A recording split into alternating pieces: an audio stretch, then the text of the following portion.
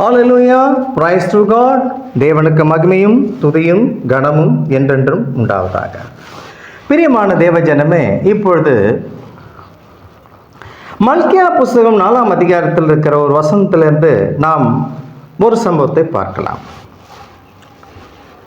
இந்த 4ஆம் அதிகாரத்தில் 5ஆம் வசனத்தை கவனிங்கள். இப்பொழுது இதோ சூளையை போல எரிகிற நாள் வரும். அப்பொழுது அகங்காரிகள் யாவரும் அக்கிரமம் செய்கிற யாவரும் துரும்பாயிருப்பார்கள். வரப்போகிற அந்த நாள் அவர்களை சுட்டெரிக்கும். அது அவர்களுக்கு வேரையும் கொப்பையும் வைக்காமற் போகும் என்று சேனைகளின் கர்த்தர் சொல்லுகிறார். இதோ கர்த்தருடைய பெரிதும் பயங்கரமுமான நாள் வருகிறதற்கு முன்னே நான் உங்களிடத்திற்கு எலியா தீர்க்கதரிசியை அனுப்புகிறேன். நான் வந்து பூமியை சங்காரத்தால் அடிக்காதபடிக்கு அவன் பிதாக்களுடைய இருதயத்தை பிள்ளைகளிடத்திற்கும் பிள்ளைகளுடைய இருதயத்தை அவர்கள் பிதாக்களிடத்திற்கும் திருப்புவான். கவனிங்க, இப்பொழுது நாம் வாசித்தோமே, இந்த பகுதியின் மேலாக இருந்து நாம் கடந்து போகிறோம். இதோ கர்த்தருடைய பெரிதும் பயங்கரம் நாள் வருவதற்கு முன்பாகவே நான் உங்களிடத்தில் எலியா தீர்க்கதரிசி அனுப்புவேன் என்று அவர் வாக்களித்தார். பிரியமான தேவஜனமே, இந்த எலியாவை குறித்து 1008 குழப்படி இருக்குது. எலியாவுக்கும் புறஜாதிக்கும் எந்த சம்பந்தமும் இல்லை என்பதை முதலாவது நீங்கள் புரிந்து கொள்ள வேண்டும். ஏனென்றால் அது வேதத்தில் ரொம்ப அழகாக புரிந்து கொள்வதோடு இருக்கும். அதை தான் நாம் இப்பொழுது பார்க்க போகிறோம். இப்பொழுது நான் ஒரு படத்தை போட்டு விளக்குகிறேன், சற்று கவனிங்கள். இங்கே நான் ஒரு வட்டத்தை ரவுண்டாக போட்டு அதில் எலியா என்று எழுதுகிறேன். இப்பொழுது கவனிங்கள், எலியா என்று எழுதுகிறேன். இந்த எலியா அவரை குறித்து உங்களுக்கு வேதத்தில் படிக்கிறீர்கள். ஏனென்றால் நமக்கு டைம் இருக்காது எல்லாவற்றையும் சொல்வதற்கு. பொருளை புரிந்து கொள்வதற்கு மாத்திரமே நான் உங்களிடத்தில் பேசுகிறேன். எலியா ஆவி, கவனிங்கள், ஒரே ஆவிதான், துவக்கமும் முடிவும் இல்லாதவர் எலியா. இவருடைய ஆவி, கவனிங்கள், அங்கே யாருக்கு கொடுக்கப்பட்டது என்றால் இந்த இடத்திலே எலிசா. இந்த எலிசாவுக்கு கொடுக்கப்படும் பொழுது இரட்டைத்தனையான ஆவியை தான் அங்கே கொடுத்தார். நான் சொல்லுகிறேன், கவனிங்கள், இரட்டைத்தனை, இப்படி போடுற 2 கோடாக போடுறேன் நான். இரட்டைத்தனையான ஆவியை தான் இவருக்கு கொடுத்தார். இதுக்கு பொருள் என்ன தெரியுமா? இரட்டைத்தனையான ஆவி என்று சொல்லப்படும் போது கீழே கவனிங்க, வாசித்தீர்கள் என்றால் உங்களுக்கு புரியும். நான் வந்து பூமியை சங்காரத்தால் அடிக்காதபடிக்கு அவன் பிதாக்களுடைய இருதயத்தை பிள்ளைக்கும் பிள்ளைகளுடைய இருதயத்தை பிதாக்களுக்கும் திருப்புவான் என்று வேதம் சொல்லுகிறதுனாலே இந்த எலியா ஆவி முதலாவது நீங்கள் எடுத்துக்கொள்ளப்படும் பொழுது இங்கே யார் இருந்ததையா? பிதா இருந்தார்களா, பிள்ளைகள் இருந்தார்களா? இதை திருப்புவதற்காக ஒரு ஆவி, இதோட வந்த ஆவி.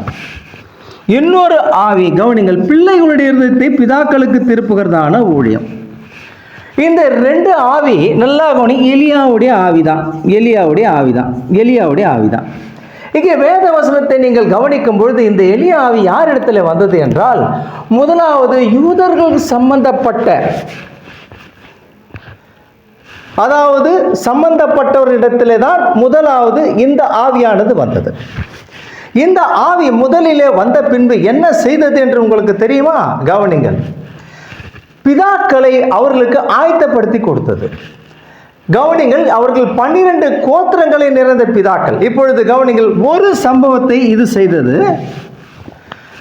பூமி சங்காரத்தினால் அடிக்கப்படும் பொழுது அதற்கு முன்பாக அனுப்பப்பட்டு பிள்ளைகள் தேசம், அதாவது எப்படி அந்த நாட்களிலே இயேசுவை ஏற்றுக்காதவர்கள் அத்தனை பேரும் அடிமைத்தனத்தில் ஹிட்லர், முசேலின், ஸ்டாலின் என்றவரிடத்தில் ஒப்பு கொடுத்து அவர்கள் கொலை செய்யப்பட்டார்கள். இன்னும் அநேகர் கலப்பினத்தில் பிறந்து தாங்கள் என்ன கோத்திரம் என்று கூட அறியாத ஜனங்கள் அந்த இடத்திலே 33க்கு மேலே அவர்கள் மீட்கப்படும் பொழுது, அப்பொழுது அவர்கள் என்ன கோத்திரம் என்பதை அறிக்கை செய்வதற்கும் அவர்கள் என்ன கோத்திரம் என்பதை காண்பிப்பதற்குமாக பூமி சங்காரத்தினால் அடிக்கப்படுவதற்கு முன்பாக இந்த இனத்தை மீட்பதற்கு 2வது ஆவி. கவனிங்கள், இந்த 2 ஆவிகள் தான் கொடுக்கப்பட்டது. இது வேதத்திலும் அதிகாரப்பூர்வமாக இருக்கிறது, செய்தியிலும் அதிகாரப்பூர்வமாக இருக்கிறது. என்னிடத்திலே ஒருவர் வாதம் பண்ணினார். நீங்கள் எத்தனை முறை எலியா வர வேண்டும் என்று சொல்கிறீர்கள்? நான் சொன்னேன் 2 முறைதான் வர வேண்டும் என்றேன்.